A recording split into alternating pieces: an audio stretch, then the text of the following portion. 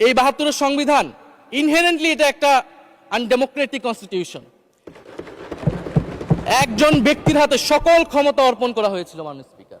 সেই সময় শেখ মুজিবকে সামনে রেখে এই সংবিধান তৈরি করা হয়েছিল। একজন ব্যক্তির হাতে সংসদের ক্ষমতা, নির্বাহী বিভাগের ক্ষমতা, এমনকি বিচার বিভাগের ক্ষমতাও নানা কায়দা করে তার হাতে তুলে দেওয়া হয়েছিল মাননীয় স্পিকার। ফলে স্বৈরতন্ত্রের বীজ কিন্তু সেই ৭২-এর সংবিধান থেকে বাংলাদেশে শুরু হয়েছিল। এবং সবচেয়ে ইম্পর্টেন্ট, এই সংবিধান হচ্ছে মুজিববাদী আদর্শ দ্বারা রচিত হয়েছিল মাননীয় স্পিকার। ৭১-এর আদর্শ কিন্তু চার নীতি ছিল না মাননীয় স্পিকার। ৭১-এর আদর্শ ছিল সাম্য, মানবিক মর্যাদা, সামাজিক ন্যায় বিচার। ৭২-এর সংবিধান এসে বলা হলো জাতীয়তাবাদ, বাঙালি জাতীয়তাবাদ, ধর্মনিরপেক্ষত্ব, গণতন্ত্র এবং সমাজতন্ত্র, এবং এটার বিরুদ্ধে বিদ্রোহ করেছিলেন মেজর জিয়াউর রহমান। মাননীয় স্পিকার, আজকে বিএনপি তার ফান্ডামেন্টাল জায়গা থেকে সরে যাচ্ছে মাননীয় স্পিকার। শুধু জামাত ইসলাম ৭২-এর বিরোধিতা করেছে বলে কি বিএনপি এখন আওয়ামী লীগের পজিশনে চলে গিয়েছে?